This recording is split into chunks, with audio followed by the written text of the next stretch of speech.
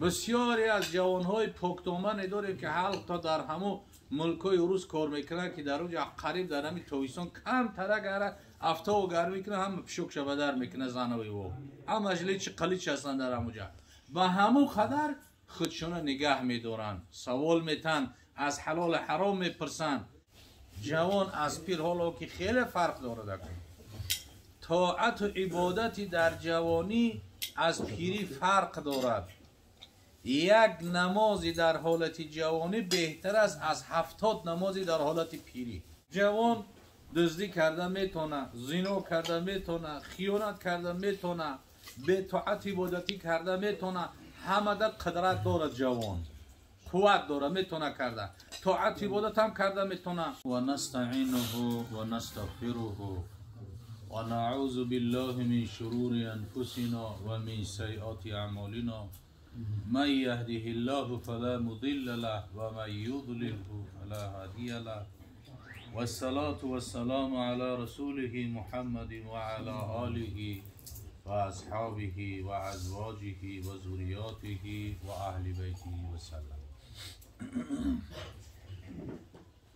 اولا این سبب حلقه ما و شما هم اومدن و دعا کردن در حق برادرمون اکی حاجی شمس الله خداوند رحمت و مغفرتش کند که در عمر جوانی که از 50 سال بالاتر عمر دیدن. خداوند رحمتش شد و قبرش پر نور بگرداند. که البته که این آمدن مرگ و روز ساعت، پیری و جوانی، هر چیزی که به سر انسانیت می آید، انسان هیچگاه به اختیار خودش به دنیا نه آمده است و به اختیار خودش هم از دنیا نمی رود، بلکه الله ذوالجلال در قانون ما و شما مسلمان ها تا روز قیامت بیان کرد: فاذا جاء اجلهم لا یستأخرون ساعة ولا یستقدمون. وقتی که مهلتی برقرار کرده الله که به اتمام رسید، دیگر یگان دقیقه و ثانیه کسی عمری دراز نمی بیند، یک ثانیه، و کسی یک ثانیه پیش از مرگش هم از دنیا نمی رود. همونی را که الله ذوالجلال قرار کرد به اتمام رسید، تمام دیگر. لا یستأخرون ساعة ولا یستقدمون. اما عمر اک فرق دارد. عمری با برکات همون عمری را گفته می شود که فقط سرشار از عمل صالح است. عمری که به 90 و به 100 برسد عمل صالح نداشته باشد، اون عمری دراز نیست، اون عمری به برکات نیست، اون یا عمری چی است؟ بی خیر بی برکات است. عمر کوتاه هم که باشد، عمل صالح وقتی که زیاد باشد، یه میگن عمری با برکات. رسول اکرم صلی الله علیه و سلم در حدیث گهربار بیان میکند که ما زال قدم عبد حتی یسأل عن 40 عن عمره فیما افنه. همیشه قدم های مؤمن در بالای زمین هست. آدم در بالای زمین قدم میزند، رحم میگرده، زندگی میکند، حیات به سر میبرد. همین زمانی که از قدم زدن موند، اولین سوال هایی که کرده میشود 4 سوال است. پیامبر صلی الله علیه و سلم بیان میکند. یکم چی؟ عن عمره فیما افنه. خداوند میگه عمری که به تو دادیم 30 سال، 40 سال، 50 سال، یا عمری کلان سالی است که شاید 100 سال عمر ببینه، عمر در چی فنا کردی؟ عمر در چی صرف کردی؟ اگر عمرهامون امروز تقسیمات کنیم، باور کنین در طاعت عبادتمون در برابر نعمت پروردگار شرم میکنیم، حیامون میآید. در مسلمانیمون شرم حیامون میآید که اگر 50 سال اگر اینا میانه اگر عمر ببینی، ببین شب و روز میشوه، 25 سال شب خواب میگذرانی، 3-4 ساعت شب خوردن میگذرانی، 2-3 ساعت دیگه شب خلوج رفتن و طهارت کردن میگذرانی، دیگه شب در پی دوده دنیا میگذرانی. پس چند قدر عبادت کردین؟ یک نمازی که همگی 5-10 دقیقه وقت میگیره، اکثر چی؟ همه را ترک میکنن. پس وای بر حال او کسی که عمل صالح نداشته باشد. از تمام نعمتاش وقتی که الله ذوالجلال بندش پرسان میشود، تمام نعمتا از جمله از عمر پرسش میکنن. ما به تو عمر دادیم، همین عمر دادگی ما را در چی صرف کردیم؟ بعضی از بنده های فریب خورده هستن که ولی میگوی نماز تا بخون، روزه تا بگیر، مسلمان بیا مسجد با جماعت نماز تا بخون، ولی میگه کم تر عمرم بگذره، ولی پنسیه برام، ولی با پنسیه نبرمده یکی میبینی مرده با همین شب و روزا دیگه همین قدرشی دست ایسی کرلوی روز ایسی دیگر کسل همین دربار چشتگیه میبینی پگه میبینی جنازه خوارد میکنن. انا چی هست که ای چی هست که فرصت نمیشود دیگر، فرصت نمیشود.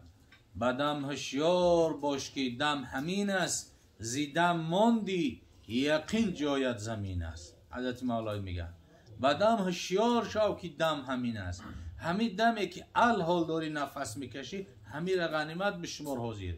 گذشته شکر رفت دیگه او بر نمیگردن، آیندهش به امید امید نداریم که ما پگه یگان نفری ما زنده هستیم یا نه، فقط حاضر شو باید غنیمت بشماریم. بدم هشیار شو که دم همین است، زیدم ماندی یقین جایت زمین است. خب اولین سوال چی بوده است؟ ان عمره فیما افنا، عمر در چی فنا کردی؟ رسول اکرم صلی الله علیه و سلم حضرت جبرائیل امین وحی آورد و بر پیامبر صلی الله علیه و سلم گفت یا رسول الله بر جوانهای امتت سلام مرا برسان. بر همه امت نه، بر جوانهای امتت سلام مرا برسان. در یه چی هست که مردم حیران شدن صحابه که برای چی جوان گفت؟ جوان از پیر حالا که خیلی فرق داره. طاعت و عبادتی در جوانی از پیری فرق دارد. یک نمازی در حالت جوانی بهتر است از 70 نمازی در حالت پیری. از 70 نمازی در پیری. برای چی فرق دارد؟ در حالت جوانی جوان چکار میکند؟ قدرتی بر همه چیز دارد. قدرتی بر همه چیز دارد. جوان دزدی کرده میتونه، زنا کرده میتونه، خیانت کرده میتونه، به طاعت عبادتی کرده میتونه، همه در قدرت دارد. جوان قوت داره، میتونه کرده، طاعت عبادت هم کرده میتونه. اما چی است؟ قدم بر فرق نفس میگذارد، بر هوای نفس قدمش میگذارد و چکار میکند؟ سحری از همه خواب شیرین در سحر چی است؟ بیدار میکنه، خودشو طهارت میکنه، به مسجد نماز خوندن میره. بسیاری از جوانهای پاکدامن داریم که حلق تا در همو ملکای روز کار میکنه که در اونجا قریب در همین تویسان کم تره گره افتا و گر میکنه، هم پشک شبدر میکنه زنوی او، هم اجلی قلیچ هستن در همونجا. و همو قدر خودشون نگه میدارن، سوال میتن، از حلال حرام میپرسن. همین سوال دادن از حلال و از حرام و از جایز و ناجایز و درست و نادرست و به چی خاطر است؟ به خاطر هست که ترس خدا دارن، ایمان در وجود او جوش میزند و او را از گناه کردن باز میدارد. عمر جوانی چی است که یک نمازی در جوانی بهتر است از 70 نمازی در پیر. اینا که پیر شید جوان بی همین سحر طهارت میکنه، دویده میره با مسجد نمازش میخونه، میوه از پای کار بارش میشه، زندگیش میشه. پیری بیچاره چشمم نمیبینه و چند بامداد رفتن نمیتونه. همین یک خیستنش ده وای میانش میقپه، پوش میقپه، زانوش میقپه، پوش میقپه، سرم چرخ میزنه، همون نماز با افوای قطعی میخونه. بعدش سجده کردن نمیتونه، بعدش نه در بامداد نه در خفته رفتن میتونه. چی هست که دیگه اونا قدرتی دزدی کردن داره، دزدی کردن نمیتونه، بقپنش دویده نمیتونه، زنا کردن نمیتونه، که زن حلالی خشقتی تینج ایولی زنا وسمیسه، دزدی را نمیتونه، زنا را نمیتونه، دیگر یکون گناه ده قدرت نداره، مجبور است که چیکار کنه تا که رو به مسجد بیاره دیگه. اما از که طاعت عبادت که در میگه در جوانی توبه کردن نشعه پیغمبری است. ببین بزرگای ما چی گفتن؟